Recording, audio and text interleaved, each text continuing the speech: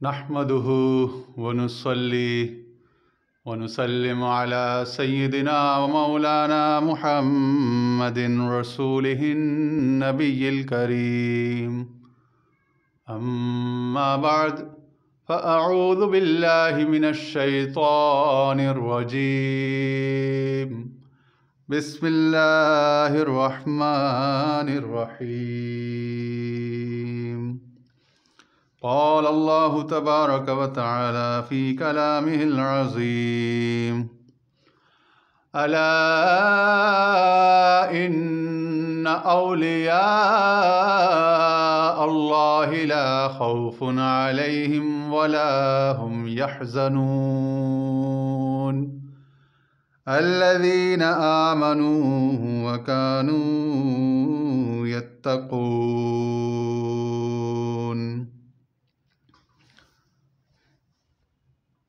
اچھا جی، آج ہفتہ یہاں سیٹرڈے نائٹ ہے، غالباً 12 یا 13 فروری 2022 ہے، اور آج کافی دنوں بعد آپ سے انوار العلوم شرح مثنوی مولانا روم میں ملاقات ہو رہی ہے۔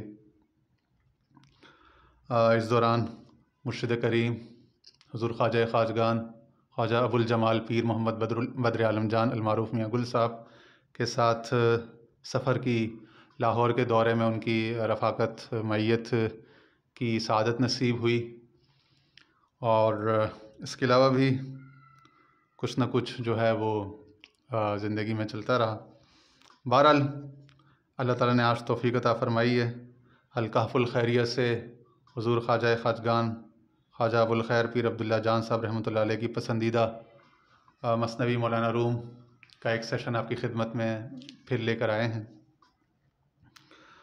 ہماری جو آخری بات ہوئی تھی وہ ہوئی تھی کہ سر من از نالہ من دور نیست، لیک چشم و گوش را نور نیست۔ کہتے ہیں میرا راز میرے نالوں سے دور نہیں ہے، لیکن کیا کریں کہ آنکھ اور کان میں وہ نور موجود نہیں ہے۔ پھر آگے فرماتے ہیں، اب آگے ہم نے کہا تھا نا، ہم شروع میں جو 6-7 اشعار ہیں جو پہلے صفحے پر ہیں وہ ترتیب سے شعر پڑھیں گے، اس کے بعد جو اردو مفہوم ہے اسی کو پڑھیں گے، اور گاہے گاہے کہیں اگر ضرورت پڑ گئی تو فارسی جو اصل شعر ہے اس کو نقل کر دیں گے، ورنہ اردو زبان میں ہی جو انوار العلوم جو شرح مثنوی مولانا روم ہے وہ آپ کے سامنے رکھیں گے، اور اس کی فردر اس کی ایلیبوریشن کے لیے، یعنی اس کی مزید توضیح و تشریح کے لیے پھر ہم جو ہے اس میں انشاءاللہ آپ کے سامنے جو بھی مفید نکات ہوں گے وہ عرض کرتے جائیں گے آپ کے سامنے۔ تو کہتے ہیں کہ روح عالم ارواح میں اپنی اصل یعنی ذات حق میں لوٹنے کی مشتاق ہے۔ جو اس راز کو سمجھتا ہے وہی میرے نالے کی اصل کو بھی سمجھتا ہے۔ یعنی ایک وقت تھا کنت کنزا مخفیا، اور اب تعالیٰ فرماتے ہیں، حدیث قدسی ہے کہ میں ایک چھپا ہوا خزانہ تھا، فاحببت، پھر مجھے شوق ہوا، ان اعرف، کہ میں ظاہر ہو جاؤں، پہچانا جاؤں،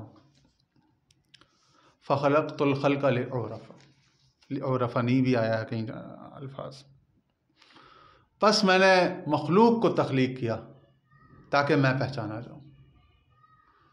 تو ایک وقت تھا کہ محض وہ تھا، کان اللہ ولم یکن معہ شیء، صرف اللہ تھا اور ساتھ کوئی دوسری شے نہیں تھی۔ احدیت مجردہ اس کو عرفاء فرماتے ہیں۔ پھر احدیت نے چاہا کہ وہ ظاہر ہو، کوئی اسے پہچاننے والا ہو، کوئی اسے جاننے والا ہو، تو اس وقت اس نے حقیقت محمدیہ علیہ صاحب السلام تخلیق فرمائی۔ پھر اس کے بعد دیگر تنزلات ہوئے، وحدت اور انسان کامل، عالم ارواح اور دیگر عوالم، عالم مثال، پھر اس کے بعد عالم جبروت ملکوت، اور پھر ناسوت، لاہوت جبروت ملکوت، اور پھر ناسوت یعنی یہ جو ہماری فزیکل ورلڈ ہے، مادی کائنات. مگر یہ جو مادی انسان ہے، بشری انسان، یہ جو جسم لے کر آتا ہے، جو ایک خاص بایولوجیکل پیٹرن پر ماں اور باپ کے ملاپ سے ایک طریقے سے پیدا ہوتا ہے، انسان کیا کرتا ہے کہ اسی کو اپنے اصل، اپنی پہلی برتھ اور اسی جو زندگی کی تکمیل ہوتی ہے 50 60 70 80 جو طبعی عمر یا کسی ناگہانی آفت، دونوں میں سے کسی بھی کے نتیجے میں جب وہ دنیا سے جاتا ہے، پیس اوے کرتا ہے، ایکسپائر ہو جاتا ہے، تو اس کو وہ اس فزیکل فارم کی، اس فزیکل فزیولوجی، اس باڈی کی ڈیتھ کو وہ اپنا ایکچول سفر آخرت، سفر حقیقت یا اپنا اختتام سمجھنے لگتا ہے. موت کو سمجھے ہیں غافل اختتام زندگی، ٹھیک ہے نا. صبح دوام زندگی ہے یہ شام زندگی، صبح دوام زندگی اقبال نے کہا تھا. تو وہ اس بشری، اس ناسوتی پیکر کو، یہ جو مادی پیکر ہے جس کی خاک، جس کی جو تخلیق ہے وہ آگ مٹی ہوا پانی یعنی عناصر اربع سے، مولدات سے اس طریقے سے ہوئی ہے، وہ اسی کو اپنا سب کچھ سمجھنے لگتا ہے. اور یہی اس کی بہت بڑی ٹھوکر، بہت بڑی غلطی ہوتی ہے. تو یہ تو صرف ایک لباس ہے جو اس کو دیا گیا ہے. اس کی اصل کیا ہے؟ کیونکہ یہ لباس جب چھن جاتا ہے تب اس کو ہم وہ نام ہی نہیں دیتے جو اس کو نام دیتے ہیں. یعنی اگر کسی کا نام ناصر ہے یا عامر ہے یا واصف ہے تو آپ دیکھتے ہیں جب تک اس کے اندر روح ہے، جو پہلے دن جو اس کا نام پڑ گیا تھا ولادت کے بعد، وہی نام اس کا آخری دن تک رہتا ہے. اب وہ 10 دن زندہ رہے، 1 سال رہے، 20 سال، 40 سال، 60 سال یا 100 سال، لیکن جس دن اس کا انتقال ہوتا ہے، دنیا سے وفات ہوتی ہے، اس کے بعد کوئی بھی اس کو ناصر، عامر یا واصف کے نام سے نہیں یاد کرتا. اس کے بعد کیا کہتے ہیں؟ وہ گھر میں ہی ابھی اس کی نعش، اس کی میت، اس کی ڈیڈ باڈی پڑی ہوتی ہے، لوگ کہتے ہیں میت ہے، جلدی سے گاڑی بلاؤ، غسل کو بلاؤ، کفن دفن کا، جنازے کا انتظام کرو، اس ڈیڈ باڈی کو اٹھانا ہے. تو نام اس کا تبدیل ہو گیا، اب وہ ڈیڈ باڈی ہو گئی، اب وہ میت ہو گئی، اب وہ لاش ہو گئی، نعش ہو گئی، ٹھیک ہے نا. اب اس کو کوئی بھی اس کے نام سے نہیں یاد کرتا، ناصر، ثاقب، واصف، عامر، قاسم. کیوں؟ کہ وہ جو اس کے اندر آیا تھا، وہ جو جلوگر تھا، جو بچہ تھا، جو چلتا پھرتا، ہنستا، بولتا، جاگتا، روتا، کڑتا اور خوش ہوتا اور صبر، شکر اور شکوہ شکایت اور نیکی اور بدی اور ان تمام معاملات کا مرکب تھا، وہ تو اندر سے نکل کے چلا گیا، پنچھی اڑ گیا، جسے روح کہتے ہیں. روح کہتے ہیں نا، روح پرواز کا ہی قفس عنصر. یہ تو قفس ہے عنصری. عنصری یعنی عناصر، آگ مٹی ہوا پانی، مٹیریل، سبسٹنس. تو مٹیریل اور سبسٹنس فارم میں یہ قید ہوا، مگر اس کی حقیقت کچھ اور تھی. تو اس کی حقیقت تو روح تھی، اور روح جو ہے وہ اپنی اصل سے یعنی ذات حق سے ملنے کی، اس میں لوٹنے کی مشتاق ہے. اس پر ایک آیت بھی ہے، وہ ہم نے ایک جگہ کوٹ کی تھی کہ جب ہم نے بنی آدم کی ذریت سے، اس کے پشت میں موجود تمام ذریت بنی آدم سے عہد لیا، میثاق لیا، الستُ بربکم، کیا میں تمہارا رب نہیں ہوں؟ وہاں پہ سب نے کہا بلا، کیوں نہیں مولا، تو ہی تو ہے. تو جس کو تو وہ بات، وہ عہد و پیمان، وہ وعدہ یاد رہا، اس دنیا میں پیش نظر رہا، تو اس کے لیے تو خیر ہے. مگر جو بھول گیا وہ ایک عجیب اضطراب میں، کشمکش میں مبتلا ہو جاتا ہے. یعنی کوئی برطانیہ گیا، سعودی عرب گیا، دبئی گیا، انڈونیشیا، ملائیشیا گھومنے کے لیے گیا مسافر کی حیثیت سے، اور وہاں پہ اپنی اصل قوم کو بھول گیا، اپنی اصل زبان کو، اپنے والدین کو، اپنے گھر والوں کو. تو اس کی وہاں پہ بیچارے کی کیا حالت ہوتی ہے اگر وہ وزٹ ویزے پہ گیا ہو، ٹھیک ہے. تو یہ اس دنیا میں اس کو وزٹ ویزے پہ بھیجا گیا اور اس کو ایک ٹرانزٹ میں رکھا گیا. اب وہ ٹرانزٹ پہ جو اس کا اسٹیشن تھا، اس کو اپنا اصل حقیقی ٹھکانہ جب سمجھ جائے تو پھر وہ وہیں پر پھر مزید پرولونگ کرنا چاہتا ہے اور پرپیچویٹ کرنا چاہتا ہے، جو کہ سائنس بھی کہتی ہے کہ ناممکن ہے.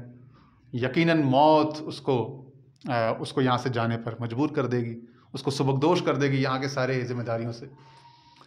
تو پھر اب وہ کہہ رہا ہے کہ بھائی روح یہ کہہ رہی ہے، یا انسان کامل جو اندر کا ہے، من کے اندر، وہ اس انسانی شعور سے، اس عقل سے، اس فزیولوجیکل بندھنوں میں اور قیدوں میں جو گرفتار ہو گیا ہے انسانی شعور یا انسانی عقل، اس سے مخاطب ہے کہ جب تک کہ تو اپنی اصل کو روح کی صورت میں نہیں دیکھے گا اور اس روح کے تقاضوں کو مکمل کرنے کی فکر نہیں کرے گا، تب تک تو ایک انجانے خوف، انجانے اضطراب اور پریشانی کا، بے چینی کا، بے کلی کا شکار رہے گا۔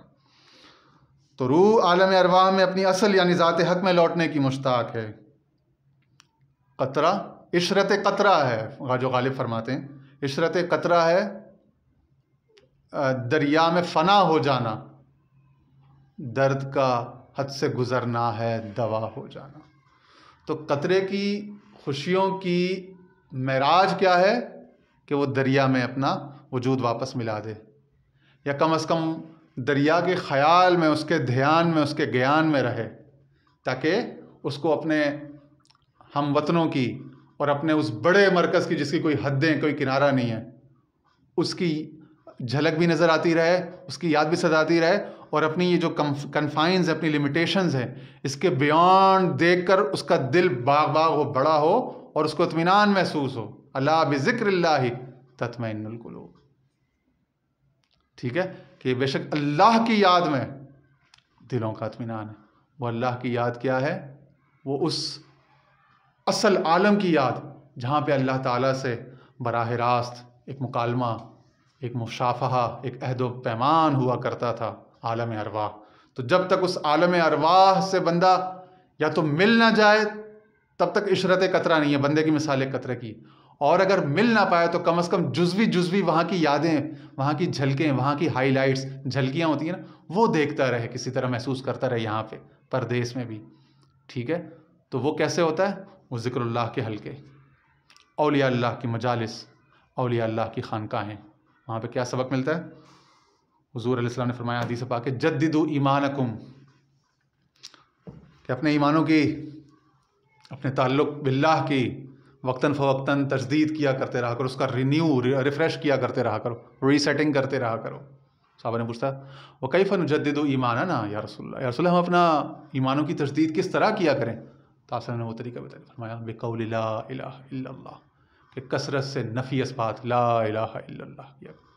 تو یہ لا الہ الا اللہ ایک قولی، ایک زبانی ہے، اور ایک کرنا، یعنی اس کی مشق کرنا، عملی طور پر مشق کرنا، کیا کہ اپنے جو تقاضے ہیں بشریت کے، ناسوتیت کے، شہوانیت کے، نفسانیت کے، ان کی مقدار میں رکھنا، اور جو اس کے معاملات ہیں، اس کے تقاضے ہیں، اس کے تعلق کی، اس کی یاد کی باتیں ہیں، اس کی اطاعت کی، اس کے رجوع کی، اس کی مثال، اس کی مقدار کو بڑھاتے رہنا، اس کو تازہ رکھنا۔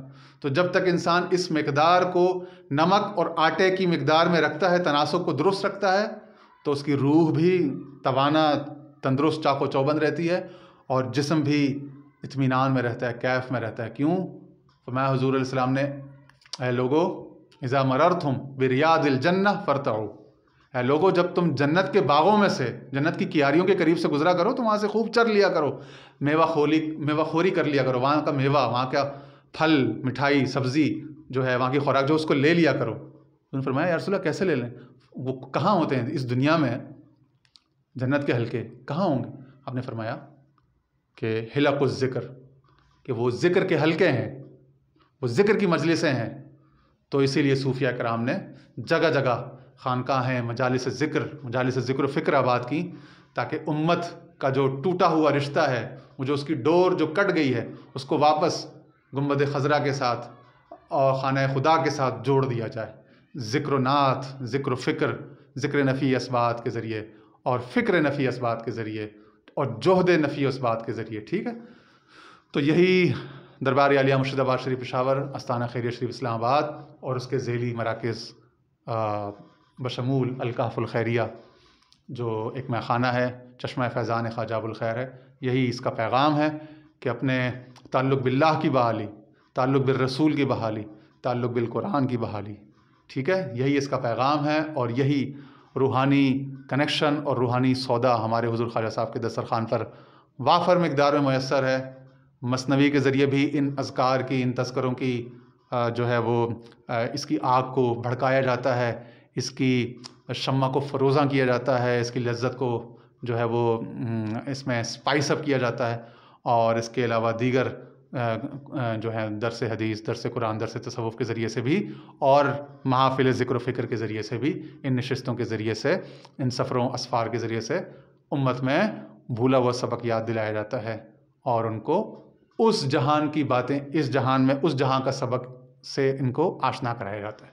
اللہ تعالیٰ ہم سب کے احوال پر نظر رحمت فرمائے، ہمارے تعلق بالرسول، تعلق باللہ کو، تعلق بالمرشد کو، تعلق بالاولیاء والصالحین کو اللہ تعالیٰ گہرے تمسک میں اور مودت میں تبدیل فرمائے، ہم سب کے احوال پر نظر رحمت فرمائے، اور ہمیں خوب خوب روحانی عرفانی ثمرات و برکات نصیب فرمائے۔ وآخر دعوانا ان الحمد للہ رب العالمین۔